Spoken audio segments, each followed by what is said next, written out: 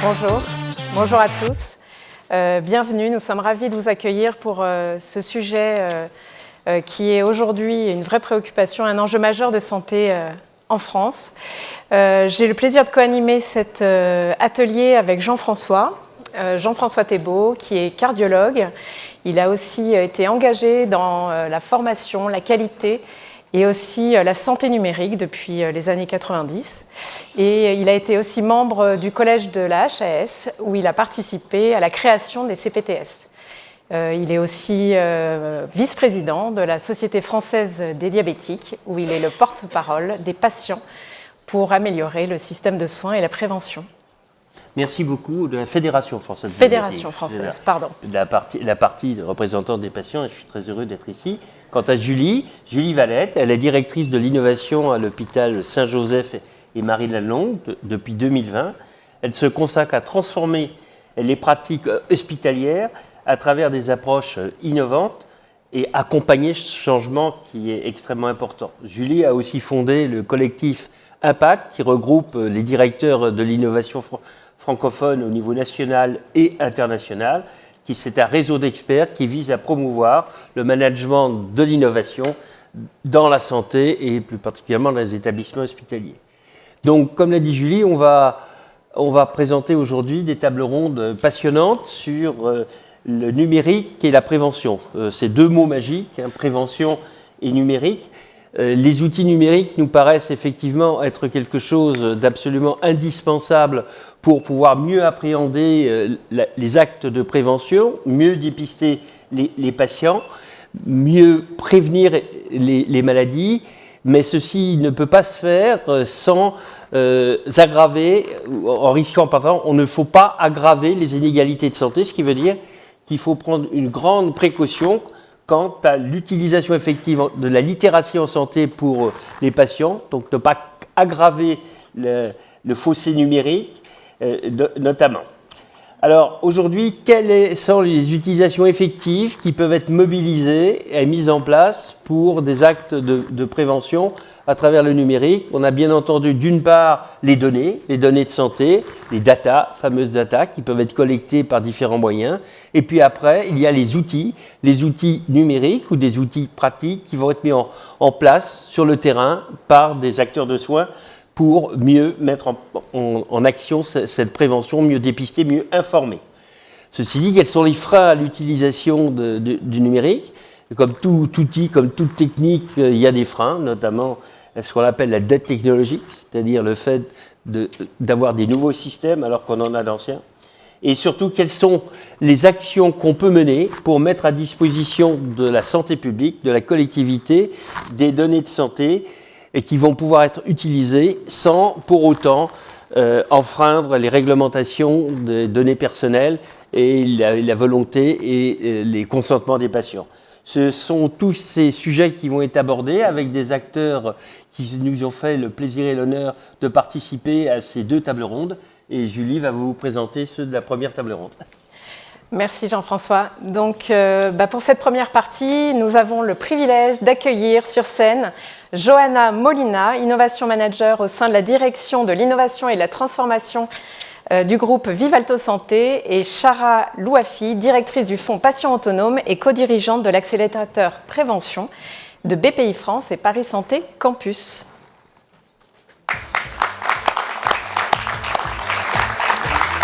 Alors, Johanna Molina va nous parler de l'engagement de Vivalto Santé dans la prévention, en particulier à travers des initiatives numériques et des approches novatrices dans les parcours de soins. Et nous verrons comment ce groupe Vivalto Santé a su se positionner à la fois en tant qu'acteur de prévention territoriale et au niveau européen, avec un exemple provenant d'initiatives concrètes en Espagne. Chara Louafi nous donnera un aperçu du rôle de la BPI dans la France, dans l'accompagnement de l'innovation en prévention, et elle nous expliquera le dispositif de l'accélérateur prévention, sa mission de soutenir les solutions innovantes, et en quoi ce partenariat avec Vivalto Santé permet de renforcer l'impact de ces innovations sur le terrain. Et puis on finira avec 5 dernières minutes pour les questions de la salle et en distanciel. Alors, Johanna, je me tourne vers vous avant de présenter ce partenariat entre Vivalto Santé et BPI France. Est-ce qu'on pourrait en savoir plus sur le groupe Vivalto Santé et puis son rôle dans la prévention? Quelles sont les grandes lignes de votre engagement et comment cela s'inscrit-il dans vos priorités stratégiques? Bonjour Julie, c'est bon, on m'entend. Bonjour à tous, merci de nous avoir conviés à cette table ronde. Le groupe Vivalto Santé est le 3e groupe de cliniques privées en France, c'est également un groupe international. On a plus de 100 cliniques en tout et nous sommes convaincus aujourd'hui que les deux mots-clés que vous avez cités en introduction, la prévention et le numérique, sont des leviers pour réduire la dette sociale. Et ce sont deux éléments que nous manions depuis maintenant un bon bout de temps. Pour la prévention, on a une démarche holistique qui s'appuie sur 3 piliers. En tout cas, 3 angles de prise dont le partenariat avec la BPI fait partie. Le premier, c'est à travers des check-ups, des bilans qui vont adresser en partie la prévention primaire. Bilan adressé en partenariat avec des entreprises. C'est un check-up que nous étoffons aujourd'hui puisque c'est la seule partie de la prévention qui aujourd'hui a un business model. Un remboursement, un financement, donc c'est du B2B avec les entreprises et c'est là que nous nous positionnons aujourd'hui avec du check-up très étoffé, un apport digital et même du lien ensuite sur le suivi des patients puisque nous sommes un acteur du curatif mais également du préventif et notre mantra c'est de prendre en charge les patients tout au long de leur vie. C'est la première approche. La deuxième, c'est une intégration de la prévention dans le parcours. Et c'est là que ça devient un peu plus difficile, mais qu'on essaye de rendre les choses concrètes. On est dans cette notion de parcours sur 2 points. La première, c'est qu'on a dans nos gènes, dans notre ADN chez Vivalto, on a toujours expérimenter les solutions en innovation et avec l'ensemble des parties prenantes du groupe. Et donc c'est avec cette culture de l'expérimentation que l'on essaye de raccrocher la prévention à des parcours de soins. Aujourd'hui, on a des axes stratégiques là-dessus. On a la cancérologie, avec les diagnostics de cancer, le bien vieillir et l'obésité. On est en réflexion sur certains de ces aspects-là. Mais on a déjà des initiatives, comme par exemple des hotlines pour la prise de rendez-vous de détection du cancer du sein, qui sont en plus maillées sur notre territoire. Mais c'est un point sur lequel on reviendra plus tard. Et on a toujours l'importance, quand on va aller tester ces solutions de prévention, d'aller les intégrer dans un parcours. Le deuxième point dans cette approche par parcours, c'est notre partenariat avec la BPI, on vous en dira, on apportera plus d'éléments tout à l'heure, mais c'est un réel enjeu pour nous d'être à la fois partie prenante d'une réflexion stratégique sur comment intégrer la prévention dans les parcours, puisqu'aujourd'hui il n'y a pas de financement au parcours et c'est bien un des objectifs que l'on a avec Chara. Et la deuxième chose, c'est d'adresser cette vision holistique du préventif et du curatif.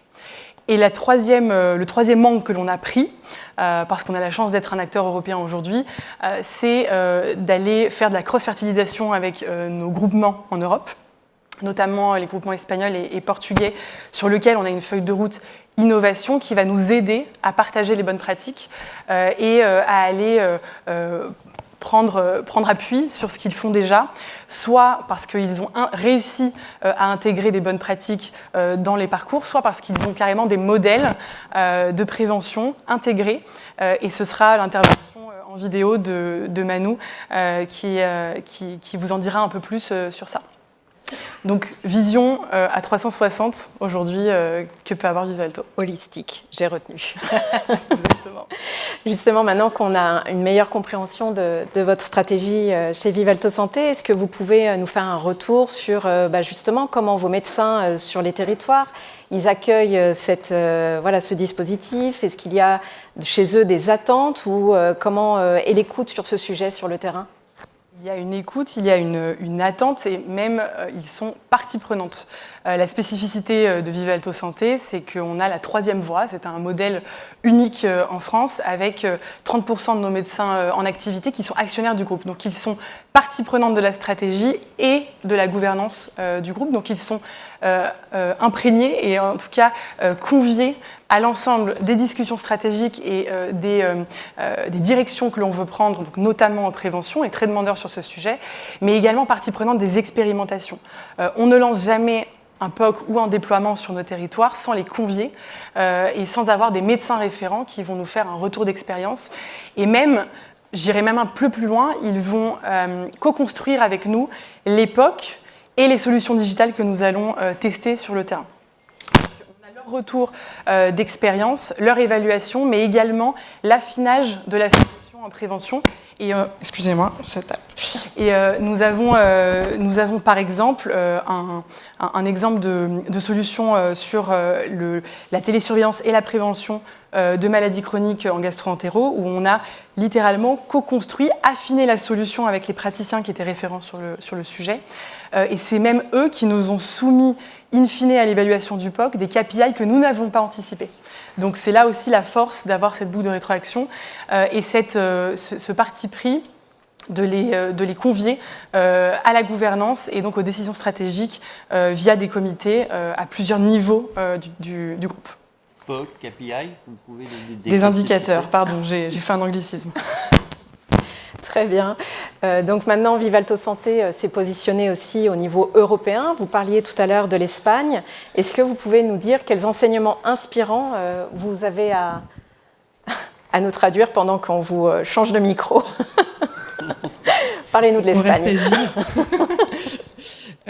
Effectivement, le modèle espagnol est un modèle de partenariat public-privé qui a intégré la prévention sur certains de ses établissements et par lequel on s'inspire aujourd'hui. Et on aimerait peut-être s'inspirer pour en discuter avec les institutions ici, peut-être à moyen terme, mais en tout cas intégrer la prévention qui doit faire partie du parcours de soins du patient. Je crois qu'on a une vidéo à l'appui pour nous témoigner de ces nouveaux parcours. C'est bon. Imaginemos un sistema sanitario que tenga al ciudadano en el centro, donde atención primaria y especializada trabajen de forma coordinada, donde se potencien los resultados en salud y donde los datos estén integrados y no sea necesario que el paciente viaje de centro en centro para ser atendido. Este es el modelo de Ribera, que lleva desarrollando en España durante años y ahora también en Portugal, basada en 5 principios: colaboración público-privada, leal, transparente y a largo plazo. Visión clínica, poniendo en primer lugar siempre los resultados en salud. Pago capitativo o basado en valor, nunca fee for service. Se financia la salud de la población, no hacer más, hacer mejor. Trabajo en red y potentes sistemas de información. Y este modelo ha dado resultados excelentes. Resultados clínicos en control y seguimiento de enfermedades como la diabetes o la EPOC. Económicos, con un coste sustancialmente inferior para la administración pública. En experiencia del paciente, con más del 95% de los pacientes satisfechos. Experiencia del profesional, siendo Ribera una de las empresas preferidas para trabajar en España, según diversos estudios. Más que prevención, hablamos de visión global de la salud, de hacer lo correcto en el momento correcto, a la persona correcta y en el lugar correcto. Y un claro ejemplo es que cada ciudadano tiene un plan de cuidados totalmente personalizado, que incluye desde prevención hasta intervenciones clínicas necesarias. Y los distintos profesionales son capaces de seguir en tiempo real dicho plan, ajustarlo y ver si se está cumpliendo. J'ai pas réussi à tout lire à distance, mais c'était enthousiasmant, effectivement. Si les résultats sont là. Ouais. Merci. Pour poursuivre, vous nous aviez donc dit que vous nous présenteriez maintenant quel est ce partenariat original et prometteur entre la BPI France et Vivalto Santé. Chara, je commence par vous.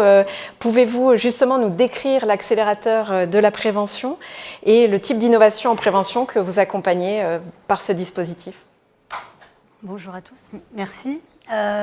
En fait, c'est un partenariat qui est un peu original, puisqu'en fait, il est à l'initiative de BPI France, premier financeur de l'innovation, et Paris Santé Campus, qui est, on va dire, le premier fédérateur d'innovation en santé en France. Et on a lancé ça ensemble conjointement début 2024 avec un objectif de bien comprendre en fait les référentiels sur le sujet de la prévention, de l'innovation en prévention numérique, qui est un peu spécifique, puisque on collecte de la donnée et en fait on construit à partir de cette donnée collectée une valeur prédictive qui va permettre en fait de lancer une alerte et de dire en fait une personne va être malade, etc., etc.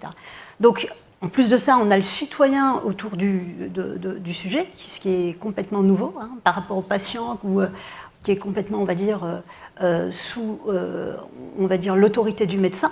Là, en fait, il y a un sujet sociologique et comportemental qu'il fallait aussi inclure dans l'analyse. Et pour ça, en fait, on est parti en fait on a réuni des acteurs qui pouvaient nous aider en fait à la compréhension de ce chemin critique, de ces verrous. Ça, c'est donc pour avoir une réflexion top-down et parallèlement à ça, une réflexion plus bottom-up, empirique, en croisant les deux en fait pour tracer du coup le référentiel, on va dire, de go-to-market, qui est le gros sujet en prévention, et de compréhension en fait de quel est le modèle économique et quel pourrait être, parce qu'aujourd'hui le parcours prévention n'existe pas, il y en a 3, le sein, côlon, HPV, il y a aussi la vaccination, mais pour tout le reste en fait tout est à construire.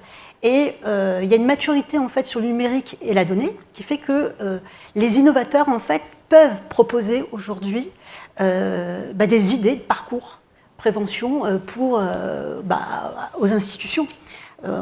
Peuvent en fait aider à nourrir en fait les réflexions. Et donc c'est là que le partenariat original est créé en fait autour de la relation BPI France et Vivalto qui existe déjà au travers du fonds Patient Autonome. Patient Autonome, je rappelle, c'est un fonds qui finance spécifiquement le monde du curatif par de la santé numérique, mais qui apporte de la productivité au monde du curatif. Et on a prolongé en fait ce partenariat en fait dans la prévention de manière tout naturelle au travers de cet accélérateur, parce qu'on avait besoin aussi d'un acteur qui justement est dans l'expérimentation. Et c'est tout, on va dire, la beauté de Vivalto qui est très dans ces sujet, et c'est ce qui nous intéresse puisque en fait la prévention, on a besoin, on va dire, de données de vie réelle pour pouvoir qui est le nerf de la guerre, pour pouvoir construire un modèle économique, et voilà, tout l'enjeu était autour de ces expérimentations. Et en termes de, on va dire, de retour d'expérience, ce qu'on voit, c'est que une start-up en prévention numérique, puisqu'on a lancé du coup en fait une première promotion en tout début 2024, parrainée par Emmanuel de Gazard, qui est présent ici et que je remercie, CEO du Vivalto.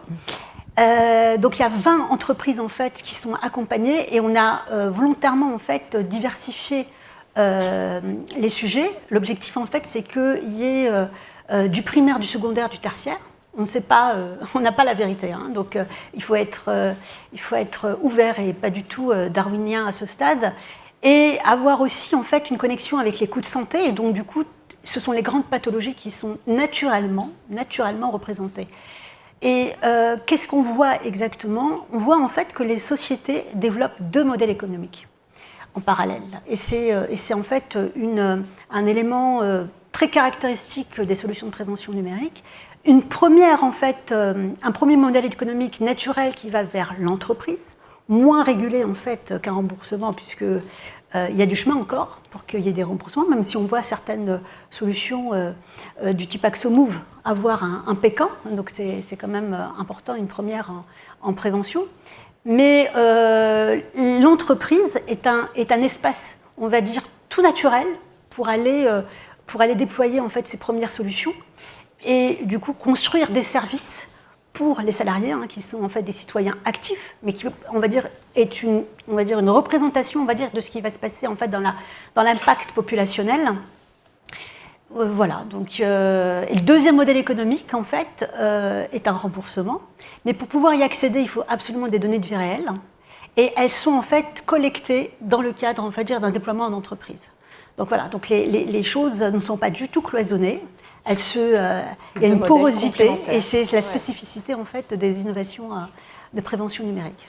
Et je compléterais même ton propos sur certaines startups qu'on a vues arriver dans cette promotion et dont on a essayé de caractériser leur avancée dans le process de levée de fonds et puis ensuite de maturité sur le marché.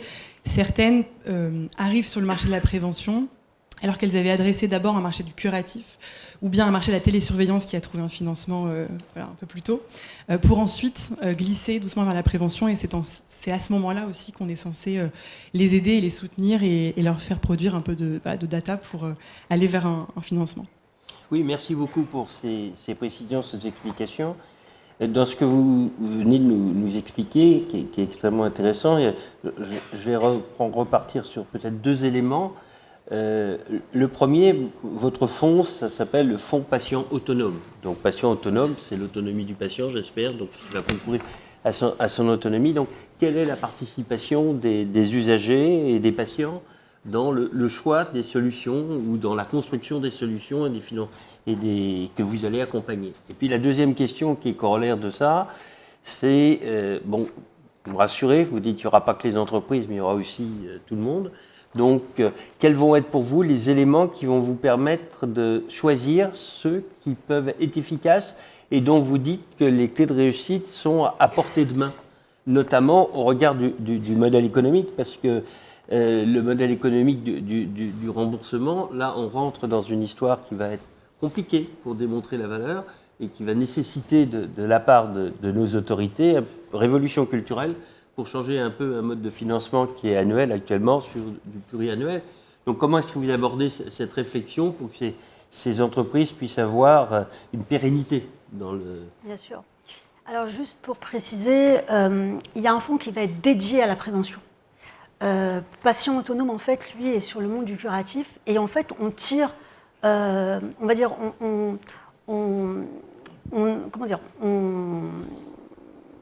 l'expérience patient autonome qui a été lancée en fait tout début 2018 où le marché était vraiment en démarrage en santé numérique, on se nourrit en fait de cette expérience-là pour monter un fonds de prévention qui va vraiment adresser les sujets de la prévention.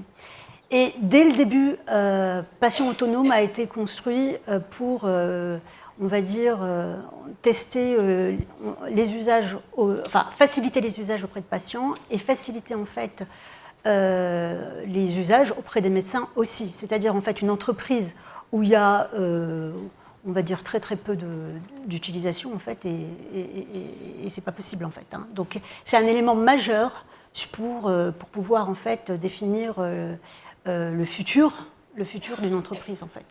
Donc on va dire on est totalement, on va dire, construit. Et puis, en fait, sur ces sujets-là, en fait, les expérimentations permettent d'avoir un retour d'expérience sur l'usage, aussi la facilité, le temps aussi d'utilisation de ces solutions. Il faut que ça soit en fait quelque chose de naturel. Tous ces comportements autour des innovations de rupture, en fait, on se nourrit de ce qui ressort des expérimentations pour en tirer des conclusions. Donc ça, c'est sur la partie, on va dire, patient autonome.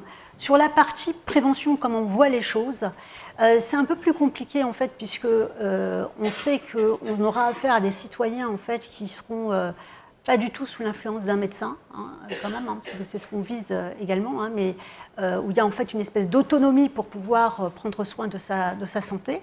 Et donc, en fait, il y aura forcément du financement qui sera dépensé dans la partie éducation par l'entreprise. Ce sera majeur. Donc, une brique éducation associée, on va dire, à la solution de prévention, en fait, ça va être le combo gagnant, en fait. Donc, donc, on le sait qu'il y aura, en fait, un coût associé à cette sensibilisation.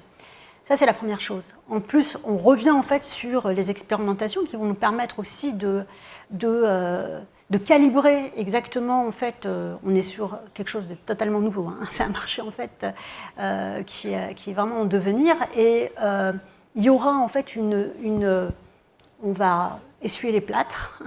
Donc il y aura une dépense associée en fait à ces sujets, mais on va avoir aussi une responsabilité pour que en fait, il y ait une inclusion maximale en fait, des citoyens et des patients aussi, hein, parce qu'il n'y a pas que les patients, c'est aussi les citoyens qui ne sont pas malades,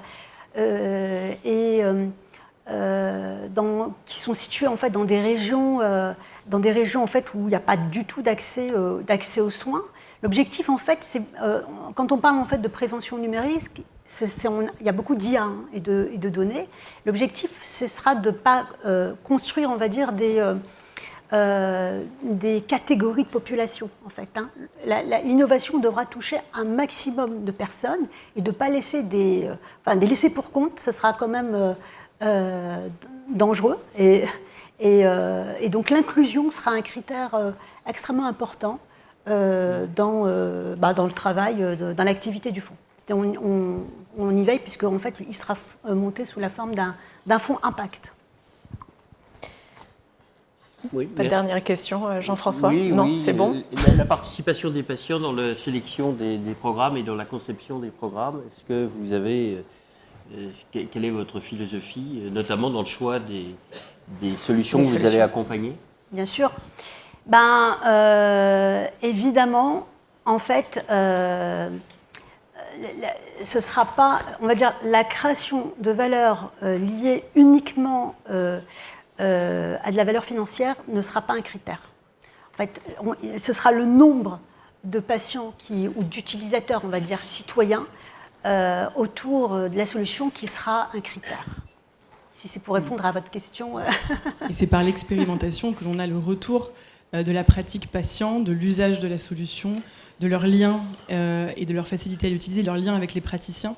Donc c'est quelque chose... Au départ, dans la conception du programme, les impliquer, ça peut être utile quand même, non?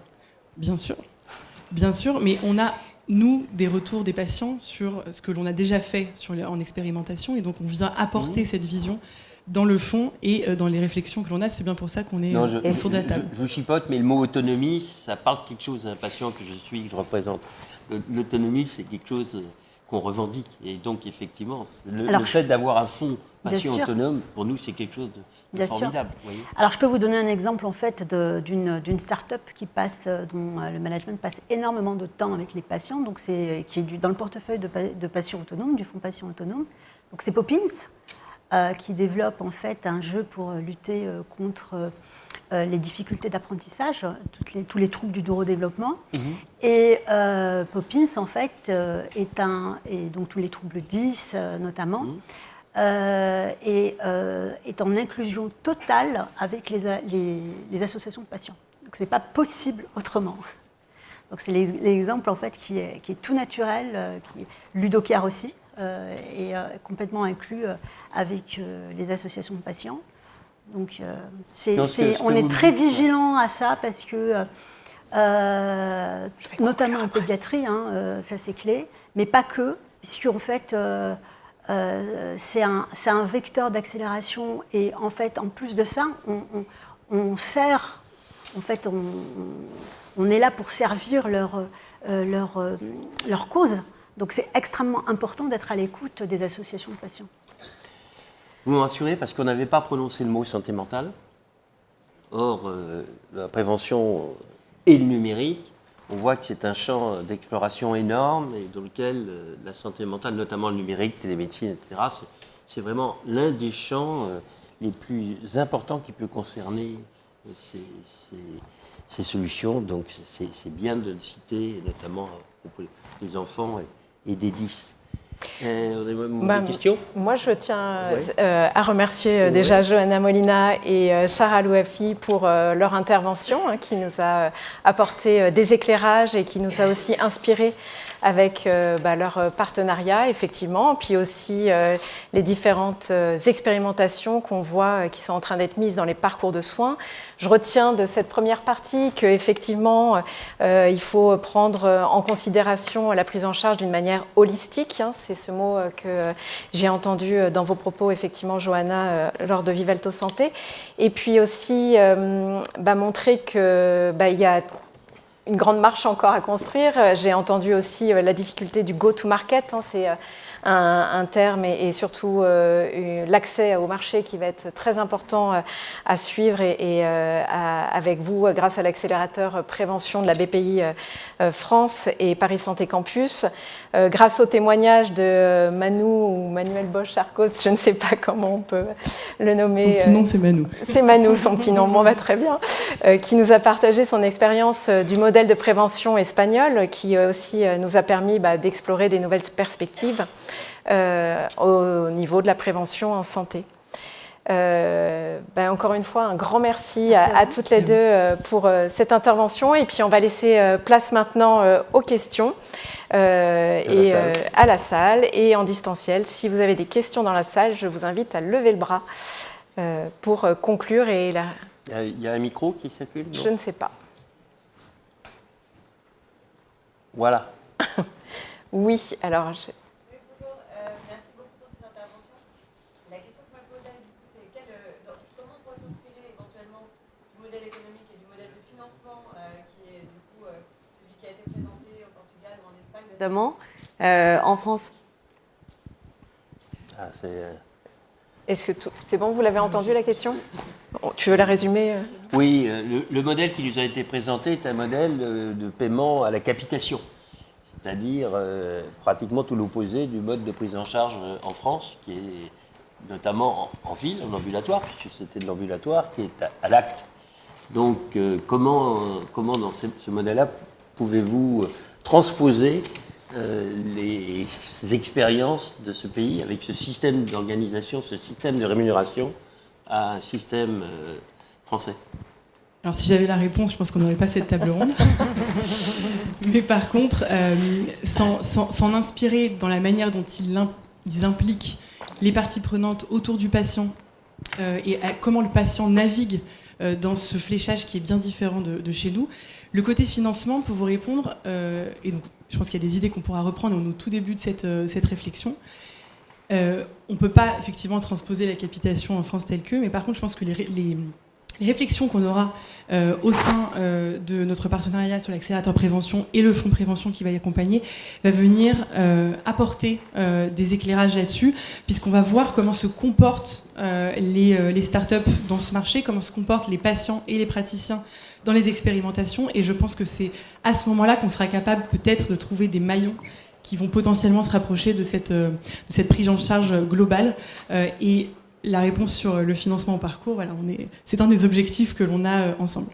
Oui, on a quand même, je crois que c'est Maître Marguerite Lebrac qui posait cette question, c'est ça ? On a quand même un élément de réponse, mais pour les parcours complexes. L'article 51 est un mode de financement, l'article 51 des expériments, mais malheureusement pour les patients complexes. Donc pour les patients complexes, il y a ces modes de financement expérimentaux qui peuvent être mobilisés, on paye une prise en charge globale. Mais en revanche, ça s'applique qu'aux patients complexes. Alors, dans la prévention, quand on va à la prévention primaire, voire secondaire, on n'est pas dans cette catégorie-là. Ce sont des modèles à développer, bien sûr. Une autre question dans la salle.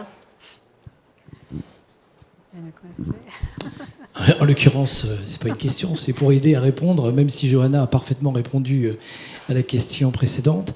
Je pense qu'un des intérêts de regarder attentivement le modèle espagnol, c'est aussi d'avoir du recul. Ils ont 25 ans de modèle à la capitation qui est tourné principalement sur un système qui met la prévention au cœur du dispositif, puisque le principe de base, c'est que les soins primaires soient finalement le lieu prioritaire de la prise en charge des patients et donc pour libérer au maximum la capacité hospitalière. C'est le modèle exactement inverse de ce qu'on a en France, où pour que les hôpitaux s'en sortent, il faut faire des volumes. C'est la fameuse tarification à l'acte et à l'activité. Donc l'intérêt d'aller étudier cette expérience, et on va emmener des délégations de l'assurance maladie, de la santé, etc., à aller voir, et bien évidemment de notre partenaire BPI, c'est qu'avec 25 ans de recul, vous pouvez regarder ce que des systèmes qui mettent la prévention à un autre niveau, on a des datas, comme l'a dit Manu tout à l'heure, on a des datas qui démontrent l'efficience et l'efficacité pour les patients, pour la collectivité et pour les finances publiques. Donc il y a juste un moment, quand on a des difficultés à dire comment on passe de 2% du budget global de l'assurance maladie dégagé pour la prévention à peut-être 3, 4, 5, c'est tout le problème du payback sur ces problèmes-là. Là, on a une expérimentation grandeur nature dans le cas de Vivalto Santé, puisque Ribera Salud est une structure du groupe Vivalto. C'est à peu près 300 000 personnes gérées intégralement par nos professionnels.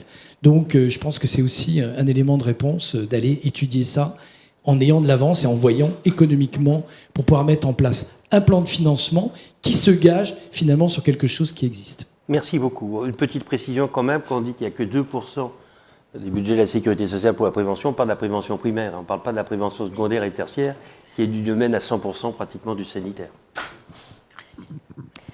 Peut-être une dernière question. Oui, merci beaucoup Régis Sénégou, bonjour.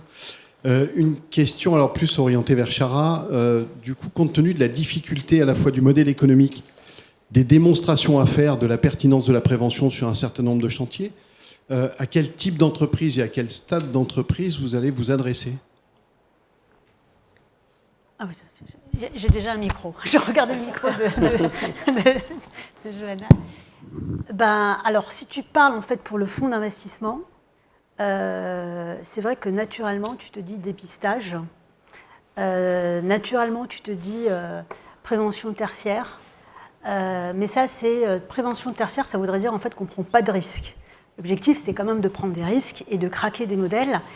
Et il est possible de faire du dépistage, il y a on va dire de s'intéresser, on le voit en fait, des deals de dépistage. On voit aussi en fait de la prévention primaire, dont on sait en fait que la prévention primaire aura du mal, parce qu'il faudra vraiment pousser le modèle jusqu'au secondaire. On le voit par exemple, il y a des acteurs comme WeThings qui l'ont fait, on passait du primaire au secondaire, justement pour avoir un remboursement. Mais en fait, la valeur du primaire est surtout en fait dans l'éducation. Donc, moi, en fait, je dirais naturellement, on ne se privera pas. Primaire, secondaire, tertiaire. Non, merci de citer l'éducation dans la promotion de la santé, c'est effectivement. Une toute petite dernière question, si tu m'autorises. Non. Il y a un mot qu'on n'a pas prononcé, c'est mon bilan prévention. Est-ce que vous articulez avec mon bilan prévention ou pas du tout? Est-ce que c'est quelque chose qui vit en dehors? Est-ce que je parle des bilans prévention mis en place par le précédent ou l'un des précédents ministres de la Santé, je ne sais plus, je suis un peu perdu, et que j'ai rempli soigneusement sur Internet. Ça s'adresse. Aux âges de la vie. Bien sûr, on n'est pas à contrario d'eux, où on est juste en parallèle, on va adresser une population plus large, puisque c'est l'ensemble de la population d'une entreprise. Il n'y a pas de tranche d'âge visée ou exclue, Il y a ou beaucoup de prioritaire. tranches d'âge, là, Et on est sur des catégories de bilan qui sont aussi plus larges, et surtout le bilan est plus long. En tout cas, c'est l'offre que l'on adresse aujourd'hui par rapport à celui... Mais ce ne sera pas un pré-tri pour ceux qui vont aller au bilan. Non. Merci beaucoup. Merci à vous. D'avoir présenté ces sujets complexes.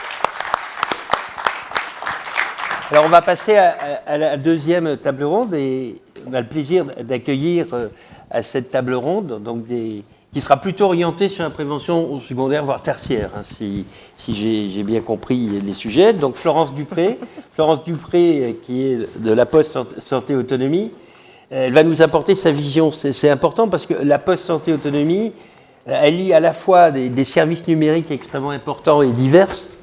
Bonjour Florence. Diverses, et par sa culture, une notion de proximité, de territorialité très importante. Par le rôle des facteurs, par exemple, mais pas que. Donc, ce serait important de voir comment une structure dynamique comme ça, avec un aussi gros portefeuille de solutions numériques, peut contribuer au débat et améliorer les services dans les zones prioritaires d'accès ou en proximité à prévention. Et puis, bien sûr, on a beaucoup parlé de données. Il paraît important d'avoir la vision, on va dire, non pas réglementaire, juridique, mais civile, de savoir jusqu'où on peut aller.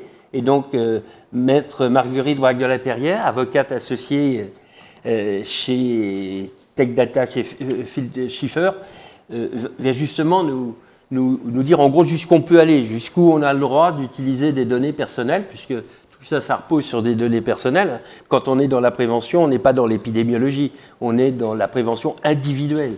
Donc il faut avoir des données personnelles sur l'individu pour pouvoir lui donner les bons messages. Jusqu'où on peut aller, voilà. Qu'est-ce qu'on a le droit de faire, qu'est-ce qu'on a le droit d'utiliser comme outil, comme source de données, et notamment dans mon espace santé, l'historique de remboursement. Voilà, des sujets qui préoccupent beaucoup le citoyen que je suis et beaucoup d'autres.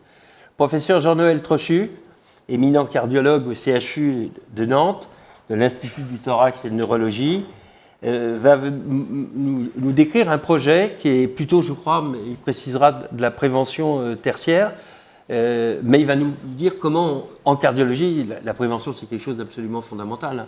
On a vu les résultats formidables en prévention primaire et en prévention secondaire et en prévention tertiaire qu'on a pu avoir en cardiologie. Il va nous dire comment l'utilisation d'outils numériques dans un programme expérimental qui est passionnant peut être fait. Et ce programme expérimental, il est fait avec l'aide d'un industriel, le laboratoire Novartis. Et Marie-Olivia Amédée-Manem va venir nous expliquer comment, à la fois, elle soutient ce projet de programme de l'IHU de Nantes, mais aussi comment sa société s'investit dans d'autres projets d'innovation en santé. Voilà, on a une belle palette d'intervenants pour des sujets passionnants. Et on va commencer Julie. avec Florence Dupré. Merci. Merci d'être présente aujourd'hui. Donc, Jean-François le disait, la Poste, c'est un acteur clé en matière de proximité territoriale. Et cela soulève des questions effectivement intéressantes sur l'articulation entre les services numériques et puis le physique, et en particulier dans le domaine de la prévention en santé. Mais avant de vous interroger sur ce sujet, pouvez-vous peut-être nous expliquer, Florence, comment la Poste Santé Autonomie, avec l'arrivée de Dominique Mon, justement, se positionne-t-elle et quelles sont les principales orientations stratégiques qui sont envisagées ? Alors absolument. Alors tout le monde connaît la Poste depuis 600 ans. Tout le monde connaît son intérêt général. Tout le monde connaît son positionnement de tiers de confiance et cette ambition d'être utile au plus grand nombre. Depuis une dizaine d'années, la Poste a acheté un certain nombre d'actifs humains et digitaux dans les services de santé. Et puis, c'est aussi investi dans un programme de l'OMS, qui est le programme ICOP, Integrated Care for Older People, qui face à, on appelle ça la vague, mais c'est plus une vague, c'est un tsunami de personnes qui avancent en âge et qui donc vont avoir des besoins de santé qui vont augmenter, et s'est intéressé à l'autonomie et comment, avec son empreinte territoriale, elle pouvait lutter contre les fragilités. Dès que Dominique est arrivé, Dominique Mon, vous avez entendu, et d'ailleurs vous avez entendu toute la matinée parler finalement de la Poste Santé Autonomie et de nos actifs. Et la première chose que Dominique a faite, c'est affirmer sa conviction qu'on ne peut pas faire du digital sans de l'humain et on ne peut plus faire de l'humain sans du digital. Donc ces deux éléments sont extrêmement importants. Et il a commencé à ranger tous les actifs de la Poste dans deux chaînes de valeur. La première chaîne de valeur, c'est celle des services humains de proximité et de comment est-ce qu'on transforme le domicile en point of care. Comment est-ce que finalement on fait plus de choses au domicile pour décharger le système de soins et permettre aux personnes de rester le plus longtemps possible à domicile. Donc ça, c'est la première chaîne de valeur. Et la deuxième chaîne de valeur, c'est que quand on fait du numérique à la Poste, Santé Autonomie, on le fait avec la data toujours en ligne de mire, pour qu'on puisse informer des décisions médicales, des décisions économiques et des décisions sociétales. Alors, on a un portefeuille d'entreprises important. On en a entendu parler un certain nombre de fois ce matin, des sociétés qui travaillent dans comme Agoria, en fait, qui est un consortium. Donc, c'est dans la data et c'est un entrepôt de données qui a été monté en termes de consortium. On fait aussi des entrepôts de données de santé. On a évidemment des solutions dans l'intelligence artificielle. On a des solutions aussi au service des patients à domicile avec des prestataires de santé à domicile, ce qu'on ne savait pas forcément, et des services à la personne. Et puis, on a aussi des solutions d'analyse des données de santé et de comment est-ce qu'on valorise tout ça pour justement travailler sur les remboursements. Et puis, des solutions de parcours, d'orchestration de parcours, dont je vous parlerai dans quelques instants. Très bien, merci beaucoup. Justement, est-ce que vous pouvez nous préciser, dans cette première chaîne de valeur dont vous parlez, comment la Poste Santé Autonomie, elle envisage d'intégrer les services numériques au service de la prévention en santé avec le lien proximité et numérique? Alors nous, on a choisi de travailler sur les parcours de santé. On a beaucoup parlé ce matin des parcours de soins. La différence entre parcours de soins et parcours de santé, c'est qu'autour du parcours de soins, on rajoute la prévention et on rajoute derrière le domicile. Donc en fait, le parcours de santé, c'est une façon de regarder, puisqu'on dit souvent que la prévention n'est pas financée parce qu'on considère ça comme étant un coût, mais quand vous regardez patient par patient la façon dont on peut améliorer le parcours de santé du patient, ben là, vous allez pouvoir faire de l'efficience. Le ministre a prononcé, j'ai compté, je ne sais pas, 7-8 fois le mot efficience ce matin. Et de l'efficience, vous ne pouvez pas en faire avec le système tel qu'il est conçu aujourd'hui, où chacun d'entre nous, on a un bout du parcours de chacun des Français. Et donc, si on veut regarder ce qu'apporte une thérapie, ce qu'apporte une technologie, ce qu'apporte une organisation des soins, il faut le regarder sur l'ensemble d'un parcours. Donc nous, on est engagés dans la post-santé autonomie autour de la démonstration de la prévention dans les parcours de santé, la fluidification de ces parcours. Mais ces parcours, ça ne peut pas être des parcours nationaux. Un parcours, c'est quelque chose qui est humain, c'est quelque chose qui est territorial, et c'est aussi quelque chose qui nécessite une adaptation. Donc par exemple, on a pour les personnes qui ont des difficultés, pour les personnes âgées, on a des tablettes qui sont adaptées à la personne âgée, parce qu'il faut d'un côté avoir on parlait d'ergonomie ce matin dans l'étude, il faut avoir des solutions d'hygiène qui sont plus ergonomes pour l'ensemble des Français. Il y a une catégorie de population, la société s'appelle Ardoise, l'outil s'appelle Ardoise, et donc on a des éléments d'accès. On a aussi des éléments d'aller vers, puisque le vrai enjeu, on parlait de l'article 51, tu en parlais tout à l'heure, il y en a un qui arrive là, qui passe dans le droit commun, qui est énorme, qui est justement ICOP, dans la loi du bien vieillir. Donc on est en train de passer de l'expérimentation potentielle à la nationalisation de cet élément, et ça doit se faire au niveau territorial. Et donc nous, on est très impliqués sur le aller vers, parce qu'il y a plein de personnes qui ne sont pas dans le champ du système de santé, et il faut aller frapper à leur porte. Et c'est vrai que notre empreinte territoriale nous permet... Tu peux préciser ce que c'est ICOP, parce que tout le monde ne Alors connaît pas ICOP, forcément. c'est un programme de l'OMS, donc c'est un programme mondial. Ça s'appelle Integrated Care for Older People. On en parlera certainement tout à l'heure. Je suppose que tu reposeras la question sur le financement. En France, notre système de santé n'est pas ce qu'on dit value-based healthcare centrique, c'est-à-dire qu'on est tous séparés. Et donc l'Integrated Care for Older People, c'est faire la démonstration que quand on se met tous avec les différents acteurs et la Poste pour le aller vers les personnes qui ne sont pas dans les systèmes de soins, et qu'on regarde comment est-ce qu'on peut mettre l'ensemble des choses autour du parcours et repérer en fait les fragilités suffisamment tôt, parce qu'en fait la courbe ICOP, elle est simple. Vous avez des personnes qui vieillissent et qui restent en bonne santé. Et puis à un moment, il y a un décrochage. Il y a un moment de la vie, peut-être anodin, mais pour une personne âgée, ce n'est pas un moment anodin. Et ICOP, c'est comment est-ce qu'on va repérer chez ces personnes âgées à travers des questionnaires, on leur prend la main, on regarde combien de fois ils peuvent se lever, en combien de secondes. Ce sont des choses très très simples qui ne sont pas médicales. Mais si vous repérez ces éléments, vous empêchez la chute. Et vous pouvez avoir la courbe du patient qui reste en bonne santé, la courbe du patient qui va dégringoler vers la perte de l'autonomie.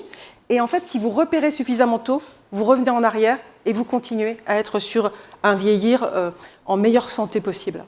Merci. Pour ceux qui ne le savent pas, l'article 51, c'est un parcours de soins complexe, c'est-à-dire ça finance pour la prise en charge, comme ça vient d'être décrit, tout ce qui n'est pas aujourd'hui pris en charge par l'assurance maladie. Autrement dit, pour une personne âgée comme ça va financer tout l'environnement, tout l'accompagnement, mais ça ne va pas financer les consultations du médecin, consultations du gériatre ou de l'infirmière.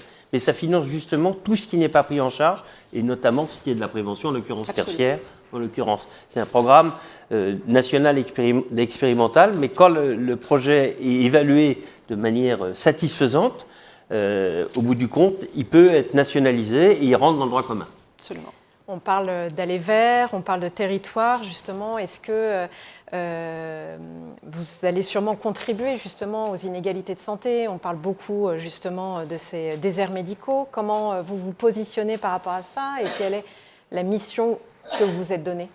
Alors nous, concrètement, on a une solution digitale et humaine autour des parcours de santé pour réduire ces inégalités. Alors ça s'appelle CareSide, c'est une sorte de créateur d'écosystème en fait.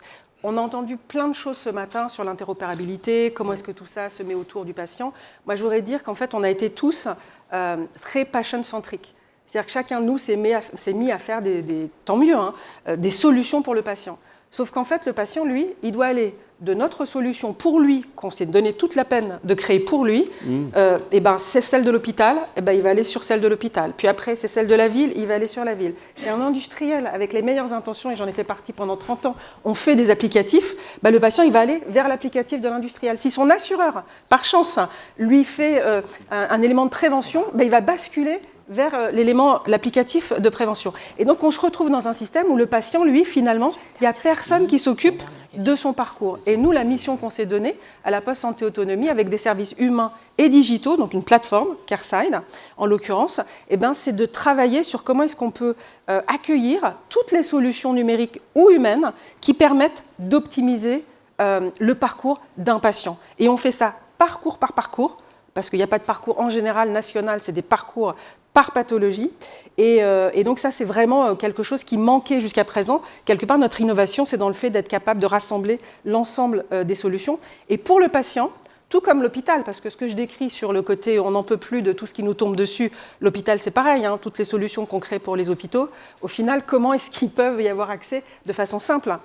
Nous, avec CareSide, ce qu'on essaie de faire, c'est de créer une sorte de boîte, non pas noire, mais blanche, c'est-à-dire que pour le patient, pour l'hôpital, c'est neutre, mais il a au même endroit, il ne sait pas ce qui se passe derrière, mais il a au même endroit tout ce dont il a besoin, et en plus, on capte la donnée et on est capable de l'analyser. Donc voilà comment on contribue à améliorer les parcours de prévention en fait, des Français.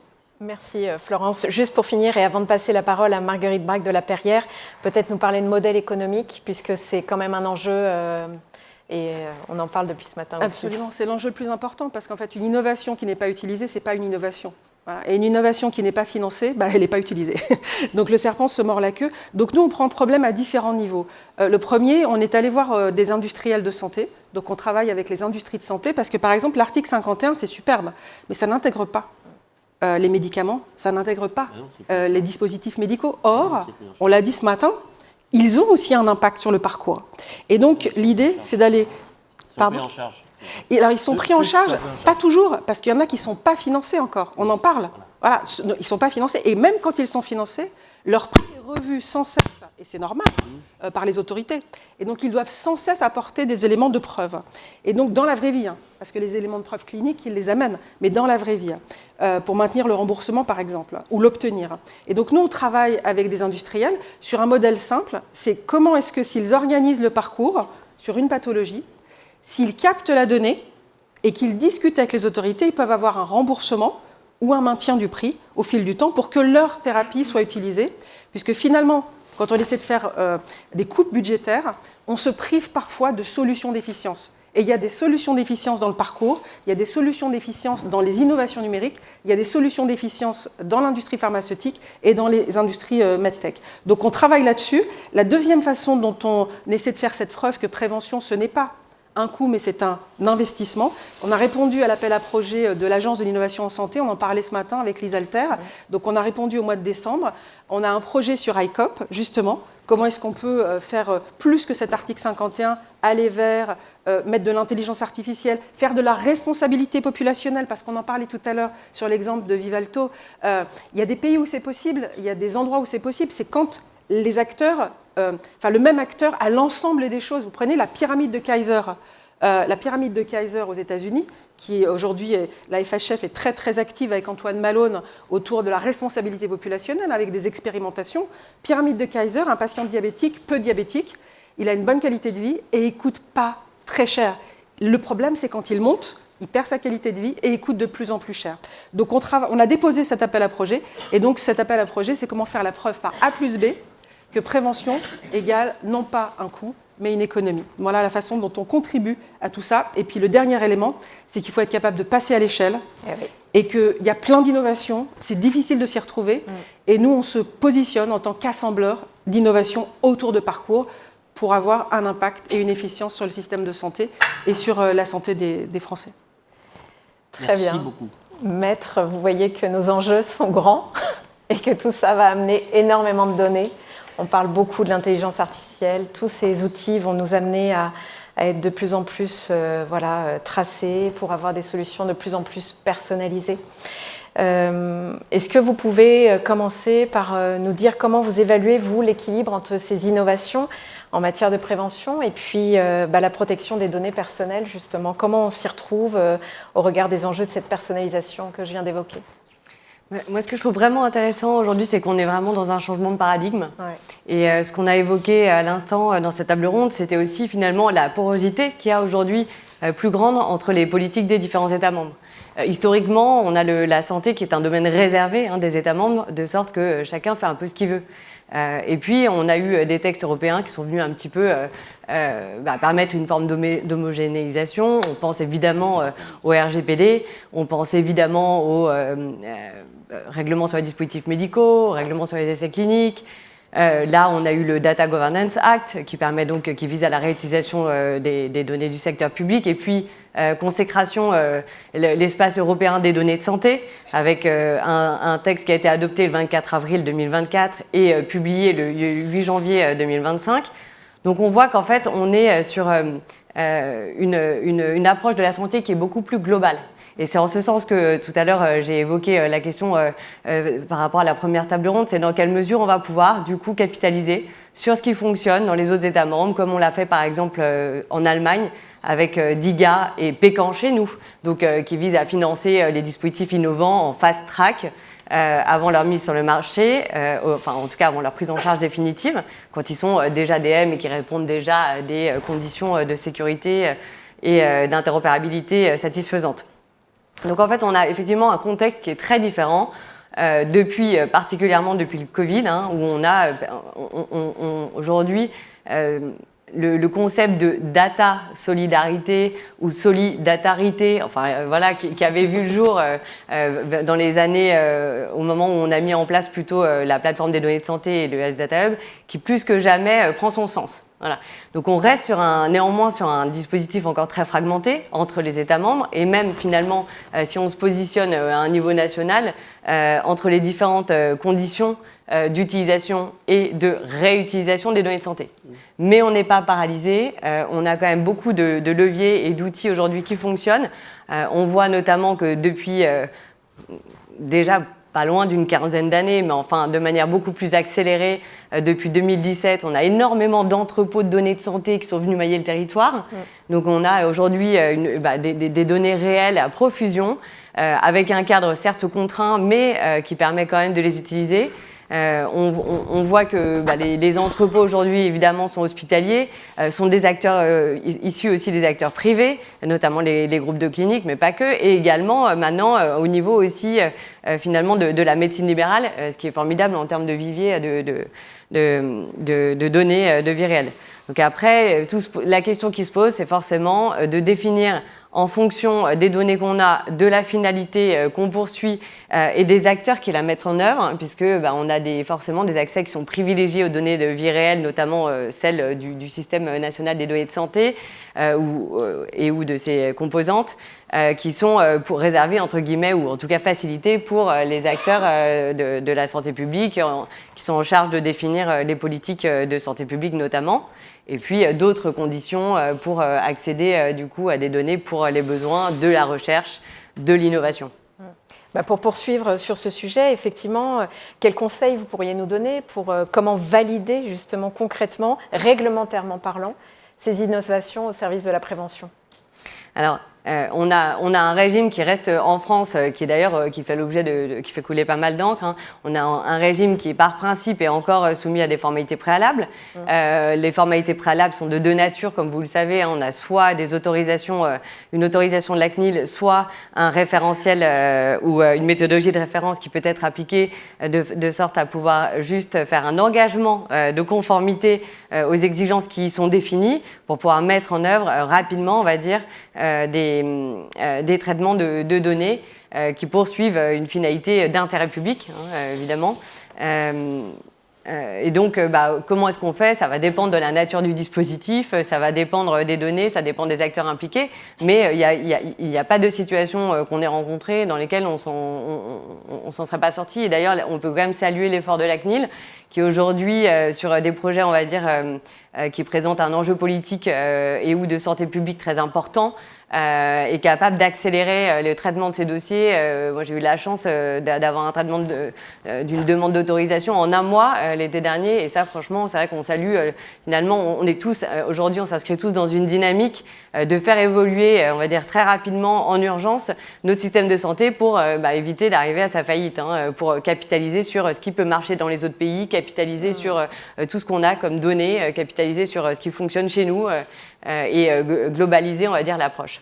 Donc à la fois contrainte, mais flexibilité, quoi. On voit que tout ça avance plus vite, peut-être en ce moment particulièrement. Alors on fait le grand écart en permanence, forcément, entre l'enjeu de protection des données de secret médical, qui est bien sûr attaché à cet attribut très personnel qu'est la donnée de santé, et puis en même temps, évidemment, la nécessité pour tous les citoyens que nos données soient utilisées pour permettre effectivement l'innovation, pour permettre on va dire, la mise en place d'un nouveau système de solidarité qui capitalise sur ces données afin d'assurer sa pérennité. Tu veux dire quelque chose? Vas-y, je te laisse. Oui, je voulais vous poser une question parce qu'on a en gros deux grands systèmes de recueil de données de santé. Il y a les systèmes que je vais dire professionnels, tous les entrepôts de données de santé, les dossiers médicaux, les dossiers des établissements, qui sont des bases très importantes, avec lesquelles il y a des réglementations spécifiques, le consentement, l'information, et qui peuvent être utilisées dans certaines conditions. Et puis, depuis plusieurs années maintenant, on a un espace privé, personnel, qui s'appelle Mon Espace Santé. Celui-là n'est pas un espace professionnel, c'est un espace privé. Et donc, dans quelle mesure cet espace privé, dans lequel je vais mettre des données qui me sont personnelles et parfois intimes, peut être accessible et utilisable? Est-ce que, pour vous, vous le mettez dans la même catégorie que des bases de données qui pourraient être utilisables, ou est-ce que c'est un espace sanctuarisé, coffre-fort spécifique des patients? Parce qu'il y a énormément d'industriels de tous bords qui disent on va aller chercher dans le monde espace santé ceci, cela, etc. Mais c'est un entrepôt entre guillemets particulier. Alors, vous avez tout à fait raison. Tout l'enjeu ici, c'est de déterminer la finalité. La finalité de cet espace, il s'appelle Mon Espace Santé, parce que c'est donné aux citoyens des outils pour qu'ils puissent être proactifs dans le suivi, la prise en charge de son parcours de soins de manière générale. On a d'autres outils, évidemment le SNDS qu'on connaît, avec du coup le S-Data Hub qui peut accompagner. On a tous les entrepôts de données de santé qu'on a évoqués. On a aussi du coup la possibilité de mettre en place des recherches en dehors de l'entrepôt. On a évidemment toutes les solutions qui permettent de produire de nombreuses données on a plein d'autres moyens d'accéder à la donnée que Mon Espace Santé dont c'est pas l'objet. Donc soyons clairs, ça pourra un jour servir à avoir d'autres usages, par exemple centraliser l'opposition du patient à ce que ces données soient utilisées dans le cadre de la recherche, des choses comme ça. Mais on n'est pas du tout dans l'objet, c'est pas d'aller aspirer les données pour les utiliser dans le cadre de recherche, alors qu'on a des formidables gisiers de données par ailleurs. Mais ce qui est intéressant, c'est qu'effectivement, aujourd'hui, on a encore une approche un peu nationale, mais on a cet entrepôt de données de santé, on va dire, qui est le HDS au niveau européen, qui va permettre la réutilisation des données, notamment l'utilisation secondaire des données, par tous les acteurs qui poursuivront des finalités autorisées et avec beaucoup plus de données, y compris provenant d'autres systèmes de santé, avec d'autres modèles de financement que celles auxquelles on peut accéder du coup aujourd'hui. Donc c'est vrai que c'est intéressant, ou en tout cas facilement, on va dire, parce que les recherches avec des éléments d'extranéité ont encore un régime encore plus compliqué que ce qu'on peut avoir en France. Donc c'est vrai qu'on va aller dans le meilleur est devant nous. Tant mieux. Une autre question? Non. Moi, je me disais, en tant qu'hospitalière, justement, on est forcément face à un dossier patient informatisé qui enregistre énormément de données et où il y a une grande profondeur de data. Jusqu'où, où sont nos limites, justement, pour utiliser ces données? Est-ce qu'il faut forcément passer dans le cadre, comme vous le disiez, du Health Data Hub? Est-ce qu'il faut forcément passer dans le cadre de la recherche d'EDS? Quels sont vos conseils, d'un point de vue réglementaire, qu'est-ce qu'on a le droit, quelles sont nos limites, comment organiser tout ça? Ce qui est intéressant, c'est qu'on a plusieurs cadres qui s'appliquent. Donc, en fonction de la finalité des données dont on a besoin, on va être capable de mobiliser des données qui viennent soit effectivement directement d'une recherche pour un projet donné, soit qui alimentent un entrepôt de données de santé parce qu'à l'origine, elles ont été collectées pour les besoins de la prise en charge et donc arrivent dans un DPI. Soit encore demain, ces détenteurs de données, que sont les établissements de santé notamment, ils devront signaler en fait leurs données, les étiqueter de manière à ce qu'elles puissent être réutilisées. Alors aujourd'hui, on a des défis encore sur les exigences communes qui vont être applicables, notamment en matière de cybersécurité et d'interopérabilité, pour que toutes ces données puissent effectivement être centralisées, entre guillemets, même si on parle d'une architecture fédérée, centralisées dans le sens où elles pourront être accessibles par des demandeurs, des utilisateurs de données qui pourront accéder pour différentes finalités autorisées à des données des détenteurs de toute l'Europe. Et les détenteurs, ce sont de nombreuses catégories de personnes. Il faut comprendre que c'est évidemment les producteurs de la donnée au sens classique du terme, les établissements de santé, mais ce seront aussi des éditeurs, ce seront aussi y compris d'applications de bien-être. Donc on a vraiment un vaste champ des possibles qui est en train de voir le jour. Aujourd'hui, on a quand même d'ores et déjà beaucoup d'outils pour traiter, faire de la recherche, constituer des entrepôts, réutiliser la donnée, mais ils sont de nature très différente selon la nature du projet et la finalité poursuivie. Un tout petit point de précision, s'il vous plaît, maître.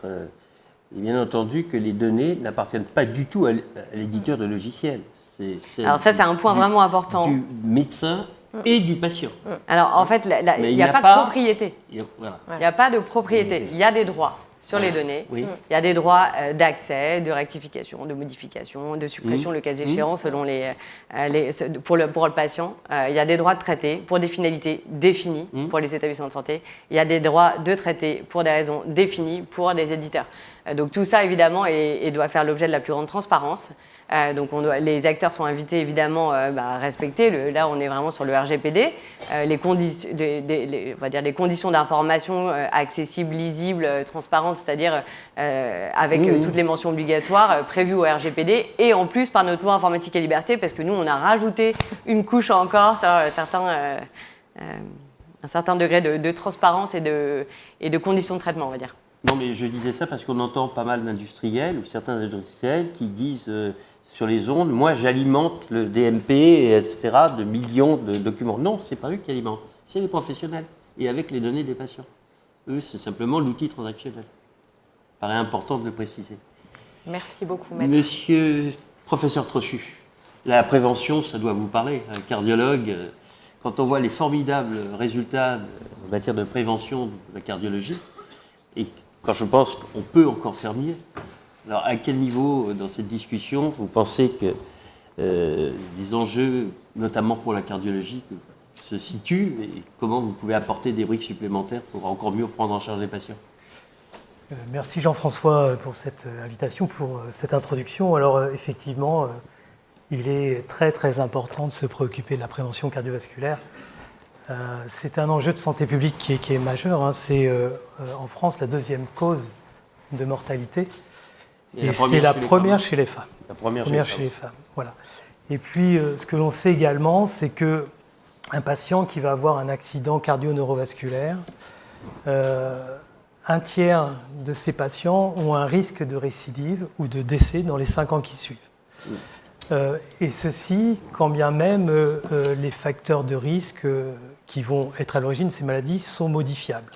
Ils sont modifiables par des stratégies comportementales, c'est-à-dire arrêter de fumer, modifier son alimentation, avoir une activité physique régulière, mais aussi l'usage de médicaments, l'aspirine à faible dose, une catégorie qu'on appelle les inhibiteurs de l'enzyme de conversion qui vont participer à baisser, entre autres, la pression artérielle, et puis les traitements hypocholestérolémiants.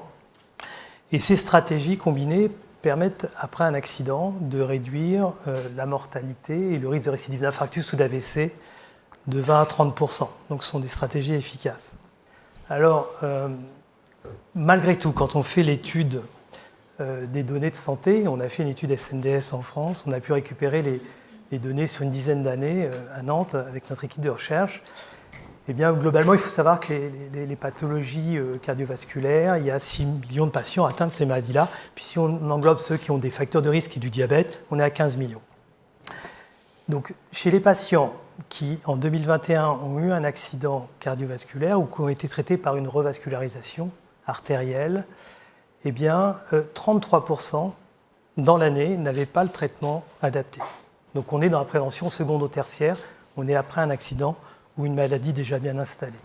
Donc 33% n'avaient pas le traitement adéquat, en particulier le traitement hypolipémiant. C'était moins marqué pour ceux qui avaient une revascularisation coronaire, c'était plus marqué pour ceux qui avaient un AVC, jusqu'à 40% n'avaient pas de prévention secondaire. Voilà, donc fort de ce constat, donc, à Nantes, on a lancé une réflexion dans le cadre d'une concertation pluridisciplinaire qui a rassemblé tous les acteurs du parcours de soins.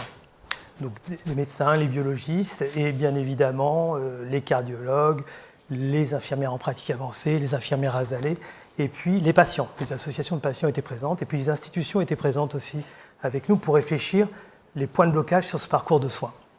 Donc on a eu plusieurs réunions, ça nous a demandé 1 an et demi de réflexion et on est sorti avec 2 objectifs principaux au décours de ces réunions. Le premier, c'était, mais on l'a vu, c'était bien expliqué par notre collègue espagnol, c'était de définir pour chaque patient un plan de prise en charge personnalisé et que ce plan de prise en charge personnalisé puisse être partagé par tous, parce que vous faisiez la même réflexion. Donc un plan de prise en charge personnalisé, partagé par tous et accessible. Et donc le deuxième objectif, c'était de s'appuyer sur une solution numérique pour cette notion de partage, pour identifier mieux les risques, se donner des objectifs partagés avec le patient, des objectifs à atteindre sur ces facteurs de risque cardiovasculaire, et puis de pouvoir repérer, là encore, les populations les plus fragiles, qui auront moins accès aux soins ou qui ne seront pas dans un parcours entre guillemets vertueux de la prévention secondaire. Et donc c'est là-dessus qu'on a lancé cette expérimentation. Donc clairement, la solution numérique pour les médecins vient en soutien du parcours de soins, vient en soutien du partage d'informations, qui reste un vrai problème, la communication, qui arrive en bout de chaîne, en cas d'alerte, qui fait quoi, et puis en soutien au repérage des populations les plus fragiles chez lesquelles les soignants vont devoir porter leur effort. Merci, je crois donc Marie-Olivia Médé-Madem, que vous êtes partenaire de ce programme, et bien d'autres dans le domaine, et notamment dans le cadre des startups avec la BPI, vous avez peut-être le précisé. Et quel est pour vous l'apport supplémentaire que vous pouvez apporter à un programme tel que celui-ci? Alors, est-ce que vous m'entendez tous bien? Oui. Peut-être juste pour démarrer, je voudrais quand même saluer le fait qu'on passe 1h30 sur la prévention cet après-midi. Et je trouve que c'est un vrai signe. On parle d'outils numériques, mais on parle beaucoup de prévention et on a plein d'initiatives différentes. Donc voilà, j'aimerais vraiment le saluer et remercier Jérôme Leleu de permettre ce moment parce que c'est pas toujours qu'on peut parler de prévention. Donc c'est un sujet qui nous tient à cœur et c'est pourquoi on le mène ensemble avec le CHU de Nantes. Le professeur Trochu vous a partagé le fait qu'il y avait un vrai risque de récidive pour les patients. Et donc ce risque de récidive, c'est pour des patients qui ont déjà subi une hospitalisation suite à un événement cardiovasculaire. Donc ça veut dire que la prévention, elle est essentielle. Et nous, chez Novartis, on s'est engagés dans cette prévention depuis très longtemps. Alors, on est un acteur engagé depuis longtemps aussi dans les maladies cardio-neurovasculaires, entre 40 et 50 ans, avec une ambition partagée de réduire ces impacts de maladies pour les patients. Et donc, notre enjeu, il est d'agir sur la prévention et il est d'agir sur la réduction de ces maladies neurocardiovasculaires. Alors, qu'est-ce qu'on a fait? En fait, notre contribution première, c'est tout simplement de découvrir, de développer et puis de mettre à disposition des innovations. Mais on a souhaité ne pas s'arrêter là. On a souhaité aller un peu plus loin et puis de s'engager dans un certain nombre d'initiatives qui émanent des professionnels de santé, des associations de patients et qui répondent à des vrais enjeux de santé publique. Et donc, c'est dans ce cadre-là qu'on s'est retrouvés avec le CHU de Nantes et avec le professeur Trochu et toutes ses équipes autour d'un enjeu commun. Et cet enjeu commun, c'était d'améliorer la prévention des maladies cardio-neurovasculaires, de limiter ces récidives, de réduire la mortalité et puis d'optimiser le parcours de soins des patients. Alors vous allez me dire, donc c'est quoi votre valeur ajoutée là-dedans? Notre valeur ajoutée, elle est là où les professionnels de santé n'ont pas le temps. il faut bien se rendre compte que ce type de projet, c'est des projets complexes, c'est des projets qui prennent beaucoup de temps, et c'est des projets qui sont assez tentaculaires, où on se pose plein de questions qu'on n'avait pas vues auparavant. Et donc, on arrive un peu comme un acteur qui va gérer un projet, qui va conduire ce projet, et on le fait avec tous les acteurs qu'on a sollicités dans cette initiative. Alors, un point qui me paraît clé, c'est comment on a orchestré les différentes missions dans ce projet. Il y a un certain nombre de missions qu'on a orchestrées ensemble avec le CHU de Nantes. J'aimerais vous en partager quelques-uns parce que c'est assez illustratif du fait que c'est des projets très complexes et des projets qui demandent beaucoup de temps. Il y a eu par exemple toute la mobilisation des acteurs que l'on a menée avec le professeur Trochu et dont il vous a parlé. Et ça nous a pris 1 an et demi. Ensemble, on est allé voir les sociétés savantes, les représentants de professionnels de santé, les associations de patients. Et on s'est alignés ensemble sur une ambition partagée d'optimiser le parcours de soins des patients. Ça, c'était une première mission qui nous a été confiée ensemble. Le deuxième, c'était comment on contractualise tous ensemble. Donc, il a fallu qu'on se parle entre différentes instances juridiques pour établir une gouvernance. Donc, il y a par exemple un consortium entre le CHU de Nantes et Novartis, donc entre le privé et le public. Il y a toute une coalition nationale qui nous suit derrière et qui est hyper aidante pour optimiser le parcours de soins, et toute une concertation territoriale qui a, en fonction des spécificités de la région, identifié tous les points de blocage, tous les points de rupture dans ce parcours. Donc ensemble, je dirais qu'avec toutes ces expertises combinées, on a vraiment pu définir notre solution numérique. Donc là, je vous ai parlé de toute la partie mobilisation, de toute la partie plutôt juridique, contractualisation, mais ça ne s'arrête pas là. Il y a aussi, mais qu'est-ce que ce projet ? Quel est le statut de ce projet ? Donc on s'est posé des questions assez existentielles sur ce statut. Et puis après, il y a tout ce qui concerne l'identification d'un acteur qui est vraiment expert du numérique en santé et qui nous aide à définir, à développer et à déployer cet outil numérique qui va nous aider à optimiser le parcours de soins des patients. Ça, c'est sans vous parler de toute l'orchestration des réunions, la formalisation des débats, des synthèses, un vrai suivi de projet, quoi. Et donc, on s'inscrit un peu comme un fédérateur, un coordinateur de projet, en y mettant un certain nombre de ressources humaines. Merci beaucoup pour ces explications. Alors, moi, j'ai eu la chance de voir une présentation du projet à l'Académie de médecine il n'y a pas très longtemps. Donc, il y a des choses que je sais, mais que vous n'avez pas dites et que des gens ne savent pas. Mais, par exemple, c'est bien beau de s'occuper de tous les patients qui passent à l'hôpital, mais malheureusement, ils ne passent pas tous à l'hôpital, ou heureusement, comme vous voulez. Donc, les autres, comment vous allez les récupérer ? On a fait une étude à la Fédération française diabétique récemment qui va être présentée lors du congrès de la SFD. 50% des patients qui ont eu des antécédents cardiovasculaires et qui sont diabétiques n'ont pas de statine. Ouais, dans notre étude, vous voyez, sur une enquête comme ça. Donc on est vraiment dans les mêmes ordres d'idées. Alors, comment ces patients-là, vous les avez trouvés ? Et puis, le plan personnalisé de soins que vous allez mettre en place, comment vous allez communiquer avec eux, avec ces patients, pour voir où ils en sont ? Alors, l'idée, on est en phase de développement encore de la stratégie, donc on est sur la version V1. Donc, après un accident qui a nécessité une hospitalisation dans un établissement de soins, le patient va adhérer au programme. On lui propose et on se met d'accord sur un plan personnalisé de prise en charge en définissant les objectifs de repérage des facteurs de risque à traiter, donc en accord avec le patient. Et donc, il a son application qu'il va alimenter. Une application, donc. Il a une application. Il a une application qu'il alimente de ses automesures tensionnelles, de ses valeurs de résultats biologiques, de son activité physique, voilà.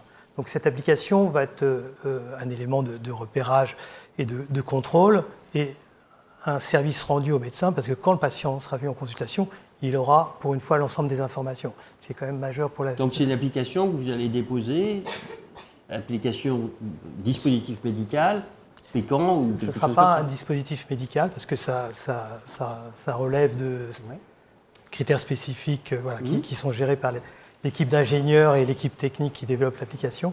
Mais donc c'est une application qui recueillera les données sur l'objectif prévention secondo-tertiaire. Voilà. Et puis avec ces données, l'idée générale, c'est de pouvoir repérer dans un premier temps les patients à risque. Alors, c'est-à-dire ceux qui n'auront pas leur bilan dans l'objectif de cholestérol, ceux qui continueront de fumer, ceux qui auront une activité physique modérée, etc. L'autre élément, c'est que la version V1 va être évaluée par une analyse des données. Alors ce sont des données qui sont générées au titre de données de santé, comme tout dossier médical, mais c'est effectivement dès lors que le patient a été informé et n'a pas formulé d'opposition, on peut les anonymiser et puis les traiter. Et donc l'objectif de cette première version, c'est de voir l'usage de l'application, d'étudier effectivement l'appropriation par le patient, par les professionnels, et puis d'avoir un retour sur des objectifs un peu plus durs qui sont atteindre des objectifs, et puis éventuellement réduction des hospitalisations, ce qui nous intéresse en premier lieu. Après, il y aura une deuxième version, et on évoquait, mais dans cette deuxième version, l'idée c'est d'aller utiliser des données de mon espace santé pour le patient, non pas à des fins de recherche, mais qu'il puisse lui-même avoir ces alertes générées par la production ou pas de documents. Merci beaucoup. Alors, question à Marie-Olivier Amédée-Manem. Est-ce que ça veut dire que votre entreprise veut devenir une entreprise du numérique, ou est-ce que vous resterez toujours attaché un peu quand même aux produits que vous faites? Alors, notre contribution première, c'est ce que je vous disais, hein, c'est de découvrir, développer et mettre à disposition des innovations. Mais c'est ce que je vous disais aussi, c'est d'aller plus loin et de soutenir un certain nombre de projets tels que celui du professeur Trochu et du CHU de Nantes, qui est vraiment engagé sur la prévention des maladies cardio-neurovasculaires et sur cet enjeu commun de réduire les récidives pour les patients qui ont déjà subi une hospitalisation suite à un événement cardiovasculaire. Donc non, on ne sera pas un acteur du numérique, mais on sera en soutien de toutes ces initiatives. Donc vous l'avez dit, professeur Trochu, vous êtes impliqué avec les acteurs de terrain, avec les médecins, les cardiologues libéraux, et l'ensemble fait un écosystème. Il faut avoir la chance d'être à Nantes. Non, l'important, vous avez raison, c'est de travailler ensemble. Et ça, on y arrive. Mais on avait une autre discussion sur un autre sujet qui était la prise en charge de l'insuffisance cardiaque chronique. Et on a des systèmes de télésurveillance. Ça n'intéressait pas les soins primaires dans un premier temps. Et hier, j'ai eu une conférence organisée par la CPAM et une CPTS du territoire qu'on appelle le Vignoble. Et ils nous disaient, mais finalement, ça nous intéresse, embarquez-nous dans votre système de télésurveillance et travaillons ensemble. Donc je pense que ça change. Ça change. Et l'important, c'est quand il y a un patient qui a une pathologie chronique, c'est de pouvoir s'entendre dans un périmètre d'action du parcours de soins et de santé, c'est qui fait quoi et quand. Non, vous avez parfaitement raison de le souligner, c'est un des très gros échecs de la télésurveillance, c'est que pour le moment, on n'intéresse pas beaucoup les soins primaires. Et donc, comme c'est absolument indispensable, puisque par définition, la télésurveillance, c'est à domicile, il faut que les soins primaires soient impliqués. Et pour que ça, il faut que ces acteurs s'y impliquent. Peut-être pour finir, voilà, tu m'autorises C'est-à-dire, pour reprendre aussi le titre de cet atelier, qui était justement quelles sont les conditions idéales pour que on réussisse collectivement à ce changement de pratique et de paradigme. Peut-être, Marie-Olivia, nous partager quelles sont pour vous les clés de la réussite de ce projet à ce stade, bien sûr, on a entendu que vous étiez en V1. Et est-ce que ça a été difficile de trouver la solution? Et peut-être nous dire, selon vous, quelles sont les... Alors c'est une première perception, je pense qu'on pourra vous en reparler dans quelques temps une fois qu'on l'aura mise en place. Mais en tout cas, on a vraiment la conviction qu'il y a 5 ingrédients clés pour faire la bonne recette. La première, c'est, en tout cas le premier ingrédient, c'est vraiment d'être engagés tous autour d'un enjeu commun. Et là, tous les acteurs de l'écosystème, on s'est engagés sur la prévention des maladies cardio-neurovasculaires et comment on peut réduire ces risques de récidive des patients qui ont déjà subi une hospitalisation et donc un événement cardiovasculaire. Donc ça, c'est vraiment se retrouver sur un enjeu commun. Et c'est comme ça qu'on s'est retrouvés avec le professeur Trochu. Le deuxième ingrédient, c'est le faire ensemble. C'est de co-construire et de combiner nos expertises qui peuvent parfaitement s'associer pour être efficaces et pour gagner du temps. Donc c'est entre acteurs publics, acteurs privés, entre le CHU de Nantes et Novartis, entre l'hôpital et la ville, pour que les professionnels de santé puissent se parler et puissent suivre leurs patients une fois qu'ils sortent de l'hôpital. Et puis tout simplement entre les professionnels de santé et les patients eux-mêmes. Donc ça, c'est le deuxième ingrédient. Le troisième, qui est clairement clé, c'est le soutien institutionnel pour ce type de projet. Et donc là, j'aimerais vraiment insister dessus. Le quatrième, c'est le caractère innovant, donc à la fois associer les outils numériques avec le caractère organisationnel pour que ce parcours de soins soit efficace pour les patients. Et le dernier, c'est le majeur, c'est que ce soit simple. Simple pour tout le monde, pour les patients en premier, pour les professionnels de santé, pour pas que ça leur prenne plus de temps, et pour les infirmières qui vont monitorer le repérage de ces patients qui sont à risque et qui vont, sur lesquels on espère pouvoir réduire les récidives. Donc, merci. J'espère que c'est les bonnes réponses et je vous redirai dans quelques temps. La simplicité, ça sera le mot de la fin. Ouais. Merci beaucoup pour vos interventions. Je ne sais pas si on a le temps d'une question. Une question. Voilà, une seule question. Une question s'il y a quelqu'un de frustré. Non, pas de question. Si, derrière là, la caméra, je ne sais pas si on peut faire passer monsieur. un micro. Allez-y. Ou alors portez la voix, s'il vous plaît. Alors, c'est une question qui avait c'est une question vraiment naïve. Je sais que ça peut être un challenge de sélectionner les bonnes innovations, vu qu'il y en a plusieurs au niveau de la santé, que ce soit national, régional ou autre. La question que j'ai, c'est comment s'assurer non seulement de choisir la bonne innovation, mais qu'il y ait une sorte de dénominateur commun.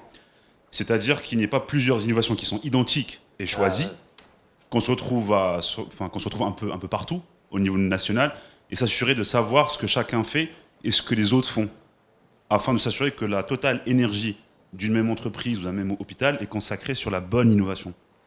C'est très important comme question. La réponse est complexe. Qui a envie de se lancer? Alors, je donnerai une clé de réponse, c'est l'interopérabilité. Voilà, vas-y. Et une deuxième qui est de réussir à créer un écosystème raisonné avec les bons applicatifs, avec les bons acteurs autour d'un parcours pour pouvoir mesurer quelque chose. Donc vraiment créer l'écosystème. Et pour qu'on crée un écosystème, il faut que tout soit interopérable. Voilà. Donc il faut parcours par Merci. parcours. Merci beaucoup. Merci beaucoup. Merci à Jérôme tous. Leleu, merci à Evelyne Carr, merci à vous pour cette